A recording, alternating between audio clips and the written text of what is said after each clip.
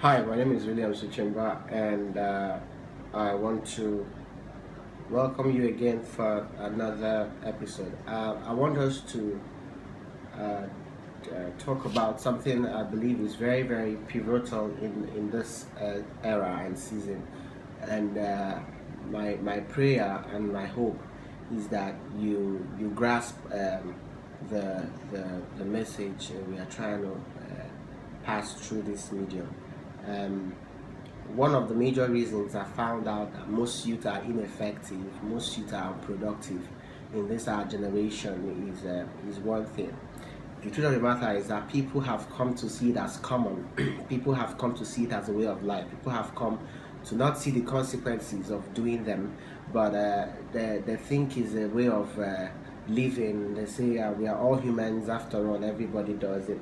But I have bad news, and I also have good news. But the bad news is that it is one of the major thing that is eating up the youth in this generation.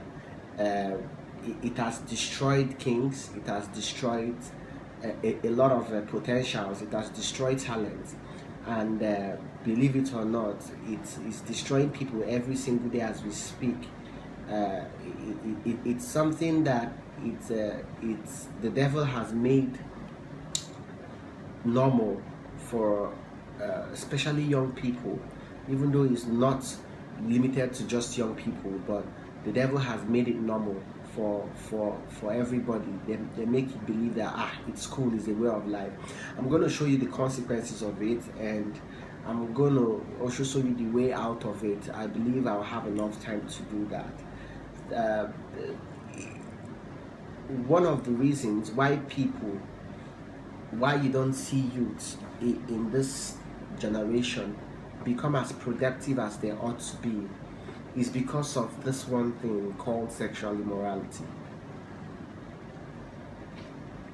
One thing you don't know is that sex corrodes wisdom, sex destroys finances, and of course a whole lot of things for like STDs, but that's not what I'm going to talking about today. One of the major things that people don't know is that sex is a pathway to their soul. Let me help you understand. There are five doors to this your body that you see, and these doors can lead directly into your soul. One of the doors is your eye. What you listen, what you see, feeds the inner man, and the you is not the skin that you see. The you is in you. Sometimes I don't know if this happens to you. You ask yourself questions like, why did you even do that? Or you just get angry with yourself. Actually, you're getting angry with this your vessel, your vehicle, because the real you is inside. So your eyes is one of the pathway to your soul. Your mouth is one of the pathways to your soul. Your ears are one of the pathways to your soul. That is why the Bible says, guide your heart with all diligence, because out of it are the issues of life. What it means is that guide what you put into your spirit man with all diligence, because if you don't, it's going to corrupt that which you already have. And the last fifth one is actually your sexual organs. Your sexual organs opens door not just for demons to come into your life, but also for curses, generational ancestral curses that other people carry to come into your life. That is why most times you don't know what is happening to you. You don't know where your problem is coming from. It's actually always, most of the time, is a result of people you've been with in your life. It's a result of people you've slept with that you're not married to. The devil understands this thing, and the devil is really, really using it on the youth. And another problem with this is that it destroys finances. Believe it or not, this can only apply to born again Christians, people that are Christians, because you don't function from the realm of this earth again. The Bible says that we are in the world, but we're not of the world. In other words, even though we live here, we are not from here.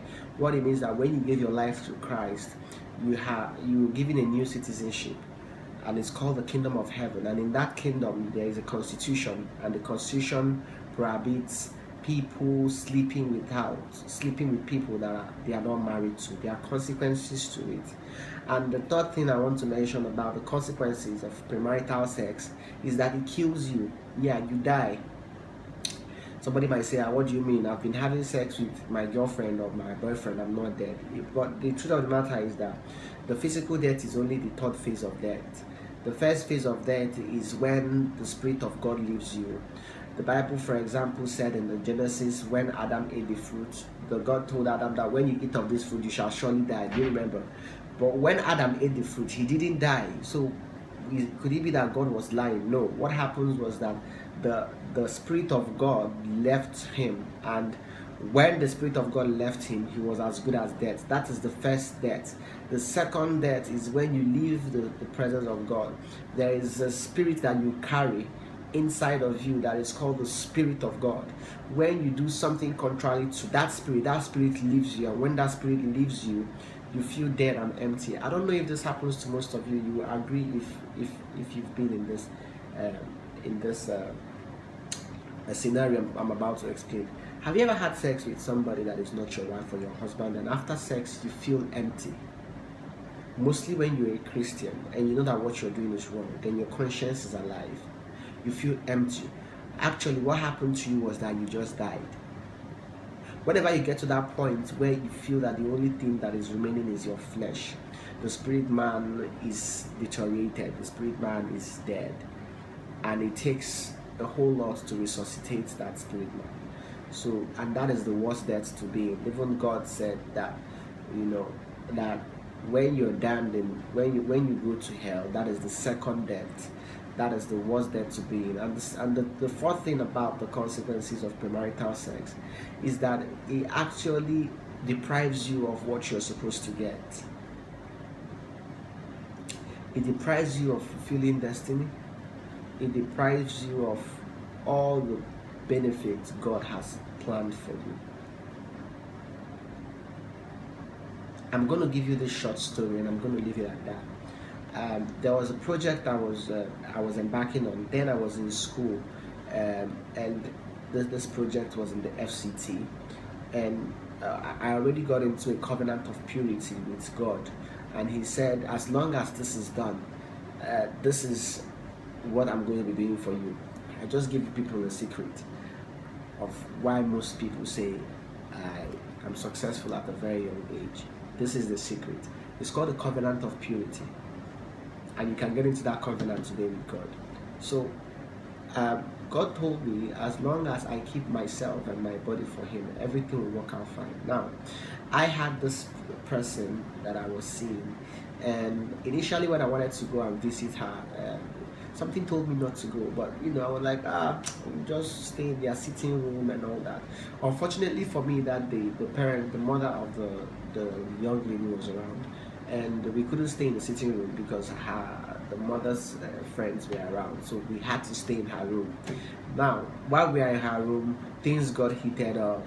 We were almost getting to, get to do the forbidden stuff, and something just kept on holding me back. Now, I didn't understand that, because even me, she was asking me, what's your problem? I mean, let's get to do this. But I was this close. If you can see my hand, I was this close to getting, but I just jumped up and got my things together and I took off immediately. And that happens around 45 minutes to 1 hour, where we just kept doing this thing. While I was driving home, I got a call from the FCT. Now, I had a project there that I've been trying to see how it would work, and they said, "Oh God, you need to come to Abuja right away." I said, "What's the problem?" He said, "For the past 45 minutes, we've been in the office deliberating if the money is going to come to you for the project. The money is not 1 million, it's not 10 million. So that will give you an idea of how much we are looking at here." He said that we've been deliberating that some people that don't even know you are fighting for you, and some people that you thought you knew are giving reasons why it shouldn't get to you. That eventually the bid has been approved, that you got the contract, congratulations, come and clear it. And I checked it and I discovered that was a tussle. That the fight I was fighting was not just a physical fight of sex. That there was something else my spirit was doing somewhere else. And that is one thing I want to let you people understand, that the decisions you make today affect what happens to you tomorrow. That is the plain truth. Everything you do as a decision today, directly or indirectly, affects your life tomorrow. And this was something I learned. I said, okay, this is the secret of success. I need to keep myself for God, because the truth of the matter is that when I was asking God, I said, what's the reason? Why are people not being productive? Why are the youths not being as productive as they ought to be? And he showed me in 2 Timothy chapter 2 from verse 19 to 21. He said that, that if my people are cleansed from the letter, that's from the sin of immorality, he said he will use them as a noble vessel. God cannot drink from a dirty cup. Imagine someone giving you a glass of a baby that poo-pooed in it and it's all dirty, you can see stains, and they give you water you need to drink. Will you drink it? I believe not. That is how we present ourselves to God when we engage in sexual immorality. We give him filthy vessels, and immediately that happens, immediately your vessel is polluted. God immediately departs from you, not because he hates you, but because he's a holy God. He can't stand sin. So it's something I believe is a major problem. I'm going to challenge you to do something today. I'm going to challenge you to get into a covenant with God. It's not going to be easy, but it's going to worth it. Get into a covenant of purity with God and watch 3 months of your life. If there's no product, I don't actually